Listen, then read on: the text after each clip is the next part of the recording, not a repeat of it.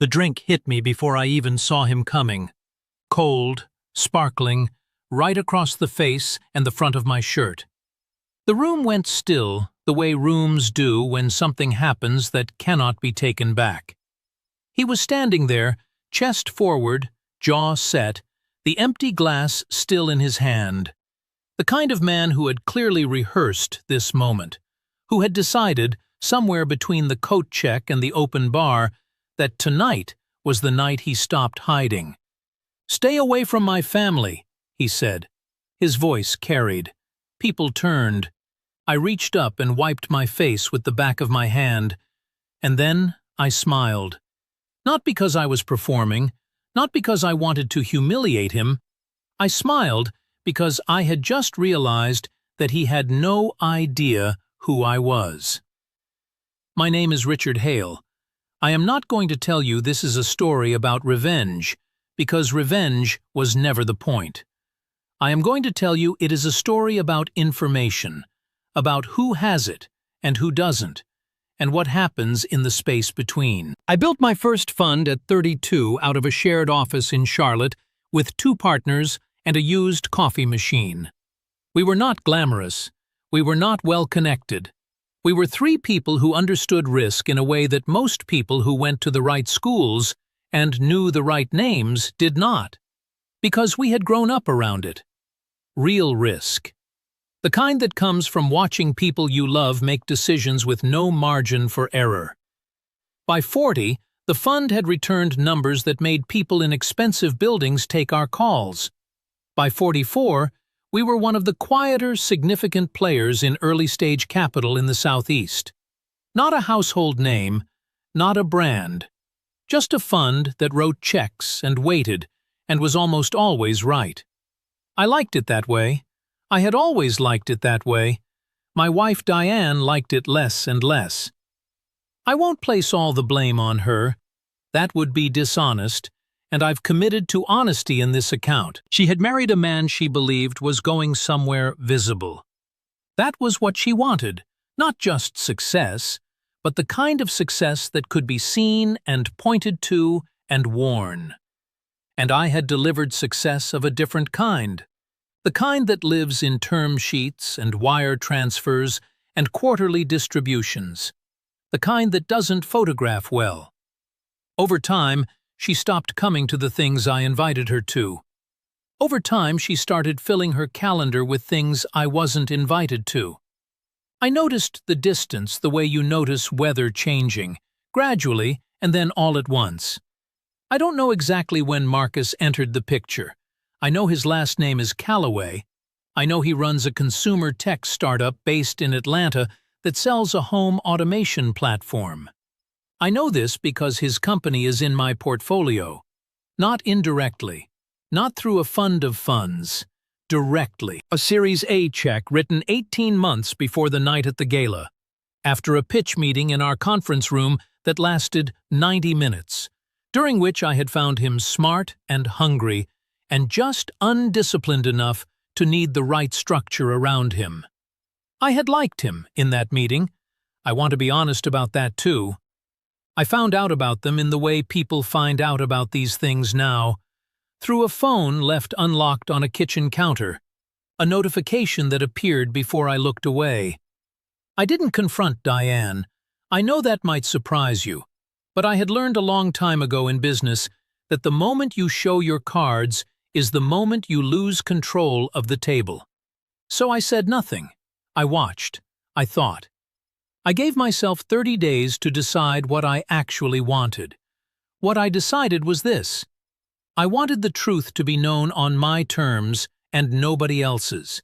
Not for cruelty, not for theater, because I had spent my entire career making decisions from a position of information, and I saw no reason to stop now. The Gala was a fundraiser for the Atlanta Arts Council. Diane had been on their committee for 2 years. I had funded their endowment at a level that put my name on a wall near the entrance, which Diane had always found slightly embarrassing. I arrived alone. I told Diane I might be late, and then I was not late. I came early, in fact, and I stood near the entrance and I watched the room fill. Marcus arrived 40 minutes in. He did not see me at first. He was scanning for Diane, the way people scan for someone they're not supposed to be meeting. I watched him find her across the room. I watched her face change when she saw him. I watched the conversation they had with their eyes before they had it with their mouths. Then he looked up and saw me. I could see the recognition happen in stages. First, my face. A face he had sat across a conference table from. Then, the context. Then, the full and sudden understanding of where he was and who I was in relation to it. He froze for a moment. And then, because he was a man who had decided tonight was the night he stopped hiding, he picked up a glass from a passing tray and he walked toward me. The drink hit me before I even saw him coming. After I wiped my face, I said nothing. I simply looked at him. He said again, quieter this time, "Stay away from my family."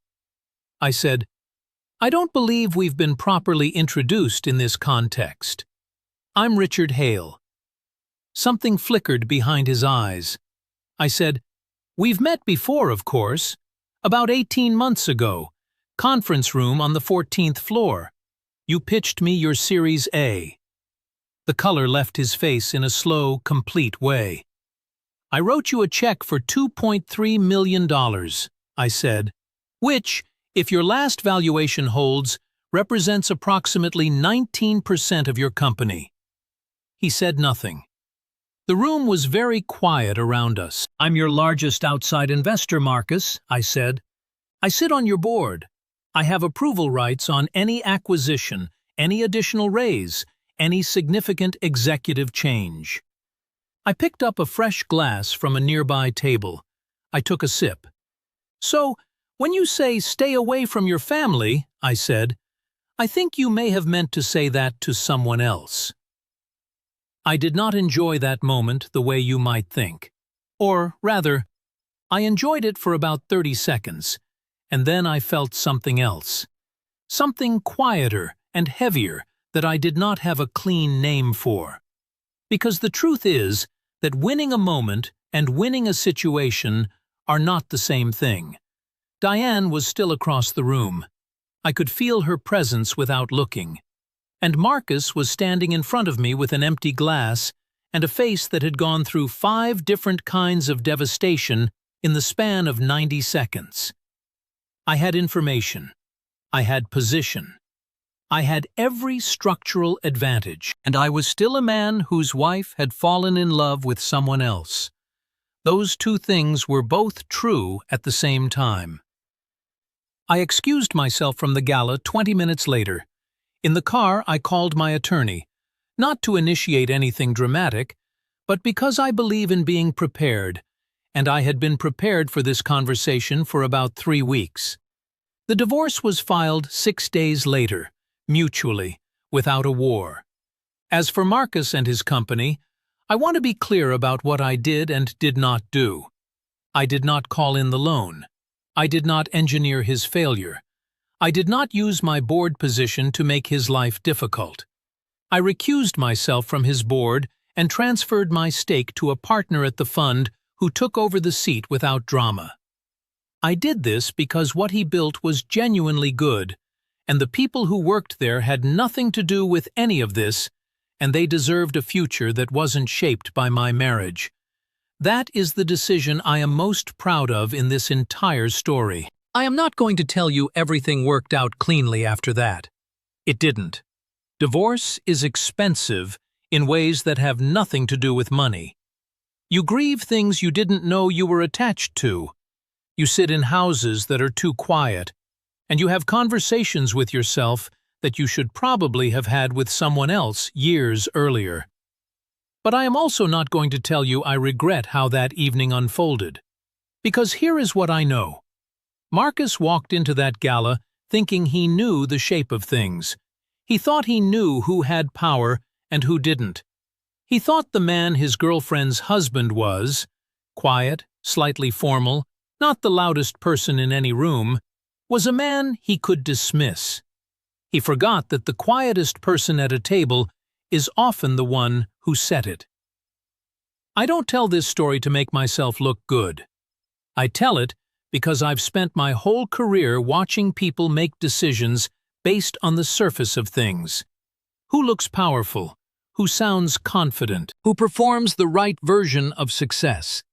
And I've watched those same people be consistently surprised when the surface turns out to be the least important part. The man who threw a drink in my face funded 11 jobs at his company with my money. He shook my hand in a conference room and looked me in the eye and told me he was building something that mattered. He was right about that, at least. I still believe in the company, I just no longer believe in him. And the difference between those two things, between an idea and the person performing it, is something every investor, every partner, every person in any relationship eventually has to learn to separate. The idea was always worth the money. The rest was just information I didn't have yet. Diane remarried last year. I sent a gift. A real one, not a gesture. Something I knew she would actually like, chosen without bitterness. She called to thank me, and we talked for 11 minutes, and it was the most honest conversation we'd had in years. That, I think, is its own kind of ending. Not clean, not cinematic, just true.